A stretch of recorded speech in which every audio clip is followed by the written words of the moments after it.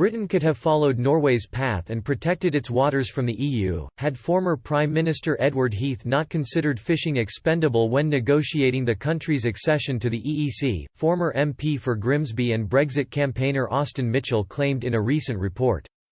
Before the negotiations on a future trade deal between the UK and Brussels started, the French government made it clear to the EU's chief negotiator Michel Barnier that he had to push for stronger commitments on regulatory alignments and access to UK fishing waters in return for maintaining free trade.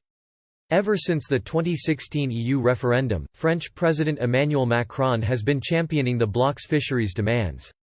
In 2018, he suggested that if the UK was unwilling to compromise in negotiations on fishing, then talks on a wider trade deal would have been slow. And in February, the Frenchman claimed he was willing to put up a fight over the issue. Despite Mr. Macron's hardline stance, the UK insists any fishing agreement must be separate from the trade deal with access negotiated annually in a similar fashion to Norway's agreement with the bloc. Norway is an independent coastal state, with the rights and responsibilities under international law associated with that status. Stocks shared with the EU are managed through annual bilateral negotiations. Each autumn these talks set total allowable catches on the basis of scientific advice. Quota shares are then agreed to reflect the resources within each other's respective zones, rather than historic catch patterns. Likewise, access to fish in each other's waters is not an automatic right but is part of the annual negotiations. Quota exchanges of mutual benefit can also take place. Above all, the agreement is reciprocal and balanced, meaning that both parties benefit more or less equally.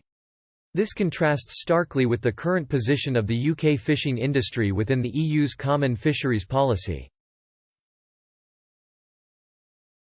Britain's desire to adopt Norway's model could be seen as ironic, though, as in the early 70s, London could have struck an agreement similar to the one it is now asking for. In a report for the Brexit think tank Red Cell titled Putting the Fisheries Negotiations into Context and published in March, former Grimsby MP and Brexit campaigner Austin Mitchell recalled how the Common Fisheries Policy (CFP) was cobbled together as Britain and Norway began negotiations to enter the common market in 1969. He wrote, the intention behind it was to get access to British and Norwegian waters. Norway rejected the proposal, but Ted Heath agreed to it in his desperation to get into the market, assuming that British waters weren't important because most of our catch then came from Iceland.